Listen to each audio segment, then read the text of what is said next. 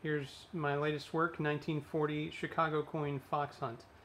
Fox Hunt is a very unusual game, very attractive artwork all over, including the front of the cabinet, which has this beautiful metallic paint. Pretty attractive design. See if you can see the side. Not very much. So the gameplay is what's most intriguing. If you notice the scoring on the left-hand side, you've got your thousands all the way up to 10,000.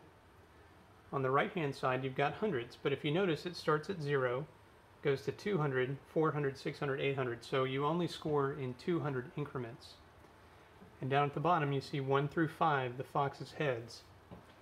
Your goal is to advance one or more of the horses all the way to the fox down at the bottom. And in order to do that, you have to hit these various bumpers. Now the trick is that every time you hit one of these yellow bumpers, or the red bumper, or these guys down here at the bottom, these little rebounds, it's going to increment your points by 200, but it's also going to change your selection. So how does selection factor into it? Well, if you notice down here at the bottom, special when lit, and it lights these 2 green posts. Special lights only when you have a selected horse. Let's say you had number 3 lit, and you get 3 all the way down to the bottom. As long as 3 is lit, these green posts will be lit, and when you drain, you get a replay. But as soon as you hit one of these yellow bumpers, it changes your selection again, and then you've got to wind back through all the other bumpers in order to get back to that selection, or advance number 4 all the way down without hitting one of the yellow bumpers. This is a extremely difficult game, and pretty interesting. You might notice that there's only 1 red bumper, and the bumper scores between 200 and 1,000, and it advances 1, 2, or 3. That means the horse, 1, 2, or 3. What is particularly intriguing about this game, it was made in 1940, so this is pre-war, and there's no motor.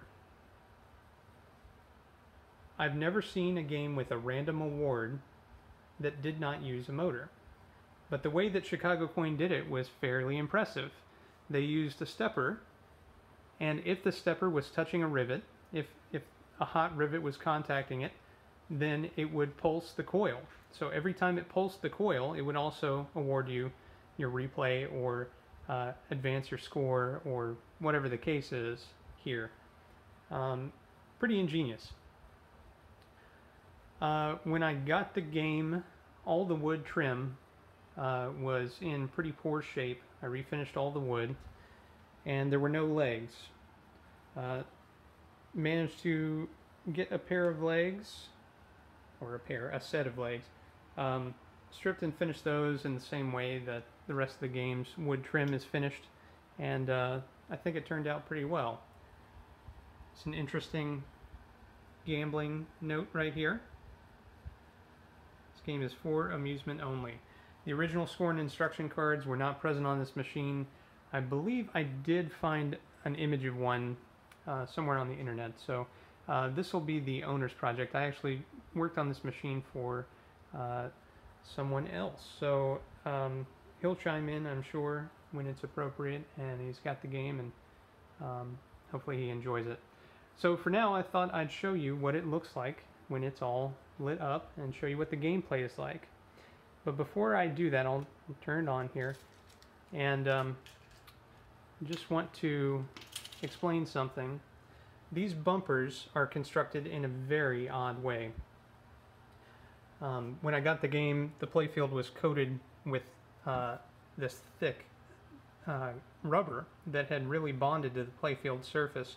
It had also bonded to every single bumper skirt. As you can see, there are rubber rings around each bumper, and the rubber, the original rubber, had basically melted. It had dry rotted and then basically bonded to whatever surface it touched. The rubber that was used many years ago is different than this modern rubber. Although I'd be interested to see what happened to this rubber in, say, 70 or 80 years. um, so, got all that cleaned up, everything's great, but the bumpers themselves are interesting in that they don't have a carbon ring.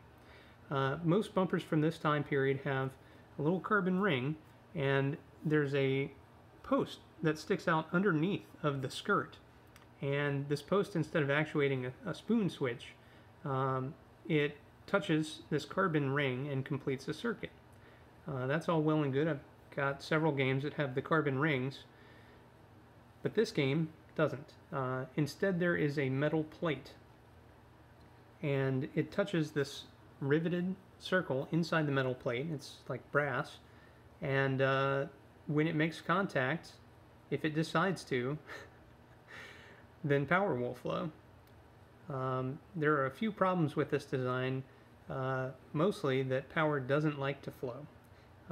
Everything is nice and clean, and I've adjusted all the bumpers so that they have a forward bias, meaning when the ball rolls down and it hits the top of the skirt, it's going to be more likely to score because it maintains contact for longer than it does when it hits the bottom. And that's because this game really requires a fairly significant amount of contact in order to move any of the units.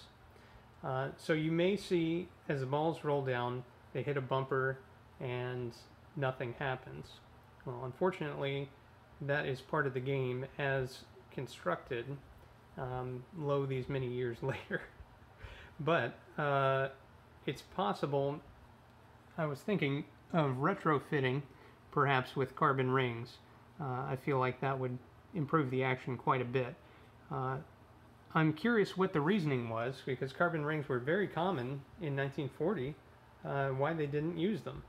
But I'm sure there was some kind of reason. Anyway, here we go. Push in the coin slide. And I have it set for free play. Now you notice your selection is set to 1, and your horses are at the starting line up here. So spoon up a ball. See this beautiful shooter housing here? It's quite lovely. So let's find a good spot here. Fire away. So you can see it's changing selections.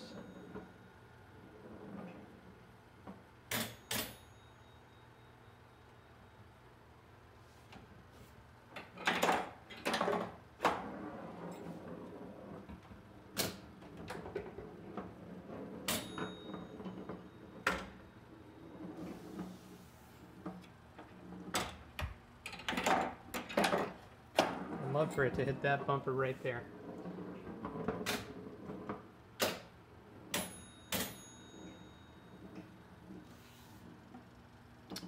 Bounce right beside it.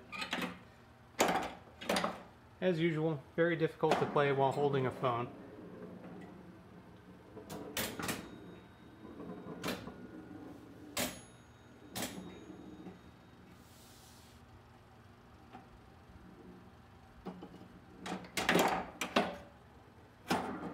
Last ball. Now you can see things are not looking so great over here.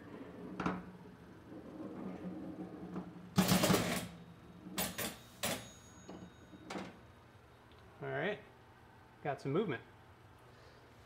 Hit that red bumper. Now, unfortunately, I've got nothing. If you look, I've only got 2,800 points.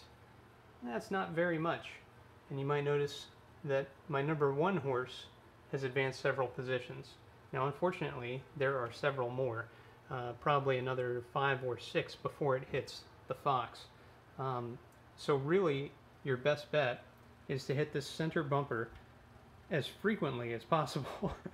Really angle it off of these here.